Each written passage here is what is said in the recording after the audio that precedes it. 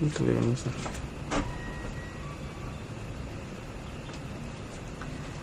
Halo teman-teman, saya Bella Deborah Belbesi dari Politeknik Negeri Ambon, jurusan Administrasi Niaga, Prodi Administrasi Bisnis Terapan, kelas 3C, dengan NIM 13211340337.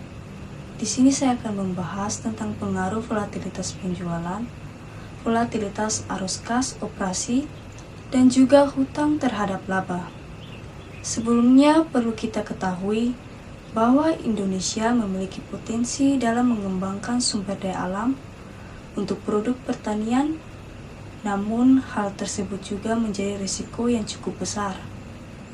Karena Indonesia negara rawan bencana. Indonesia memiliki dua iklim, yaitu hujan dan iklim panas. Hal ini berpengaruh pada hasil panen. Jika kualitas panen buruk, maka penjualan akan mengalami penurunan yang akan mempengaruhi laba perusahaan. Penjelasan sebelumnya merupakan faktor eksternal dari upaya perusahaan dalam mempertahankan labanya. Kemudian, kita akan masuk ke dalam materi. Di dalam arus kas operasi akan berbeda pada setiap periodenya. Tentu saja sesuai dengan kebutuhan perusahaan sehingga sulit untuk diprediksi.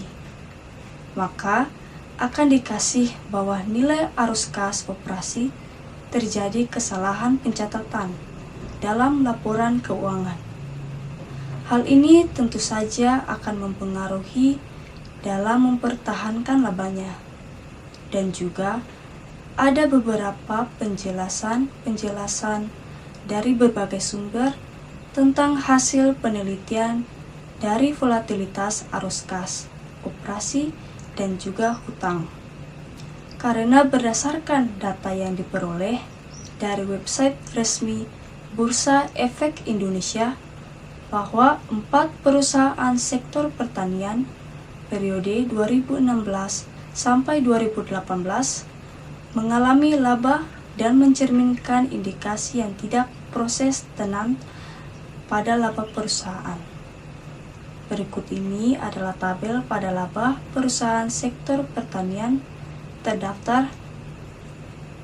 Pada tabel ini menunjukkan bahwa tidak stabil periodenya perusahaan juga memperoleh laba yang sangat tinggi pada tahun tertentu, tetapi tahun berikutnya itu menurun, atau sebaliknya persistensi laba juga digunakan untuk mengetahui laba yang dimiliki suatu perusahaan itu adalah laba yang dapat dipengaruhi oleh aktivitas penjualan. Volatilitas penjualan sendiri merupakan nilai penjualan yang mengalami perubahan baik, meningkat, atau menurun. Selanjutnya, tentang pengaruh volatilitas penjualan terhadap persistensi laba penjualan. Dapat memberikan informasi mengenai banyaknya penjualan dalam suatu informasi tertulis. Penjualan pada perusahaan terjadi perubahan sangat signifikan setiap periodenya. Maka hal ini dapat diidentifikasi bahwa terjadi kesalahan pada penjualan ini tidak menunjukkan nilai penjualan yang sebenarnya, sehingga persistensi laba ini akan menurun.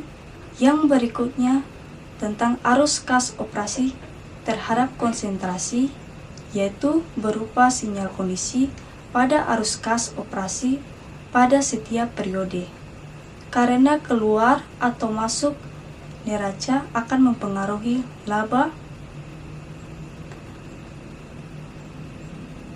Berikut pengaruh hutang terhadap persistensi laba. Suatu perusahaan yang memiliki hutang yang tinggi, maka potensi yang dimiliki pun akan meningkat. Tingginya hutang juga dapat menunjukkan bahwa perusahaan itu memiliki kinerja yang cukup baik, dan hutang juga bisa dijadikan sumber dana pada suatu perusahaan yang diperoleh oleh pihak kreditur untuk menjalankan aktivitasnya di dalam perusahaan. Jadi bisa disimpulkan bahwa berikut, perusahaan akan berusaha untuk mengembangkan usahanya serta untuk memperoleh laba yang diinginkan adalah suatu tingkat laba pada suatu perusahaan yang akan kembali atau laba yang tidak mengalami fluktuasi yang signifikan di setiap periode, sehingga mudah untuk diprediksi di masa depan. Untuk menghitung, kita menggunakan aplikasi SPSS. Sekarang kita akan masuk ke penjelasan tentang penjualan, yaitu bergerak naik turun jumlah satu penjual pada suatu periode ke periode lainnya. Berikut rumusnya.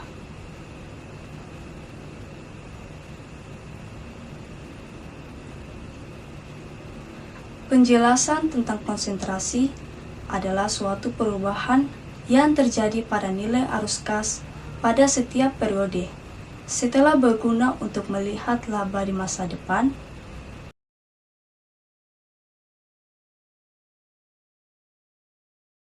hutang ini merupakan bentuk suatu aktivitas operasional maupun investasi yang dipinjamkan oleh pihak kreditur. Hutang yang digunakan ini yaitu total hutang secara keseluruhan, yaitu hutang jangka panjang maupun hutang yang pendek. Berikut ini adalah rumus untuk hutang. Selanjutnya adalah penjelasan dari metode analisis data, analisis statistik menggunakan bantuan aplikasi SPSS dengan model regresi linier berganda.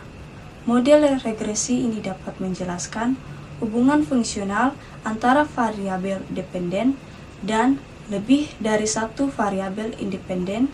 Yang ini adalah cara untuk menguji atau rumus dari analisis data. Berikut ini kita akan membahas tentang pengaruh volatilitas penjualan terhadap persistensi laba, hasil pengujian hipotesis menggunakan SPSS versi 22, menunjukkan aktivitas penjualan yang memiliki nilai koefisien sebesar negatif 382 dan 3, signifikan sebesar 0,705, lebih besar dari 0,05. Itu artinya volatilitas penjualan negatif dan tidak signifikan terhadap persistensi laba.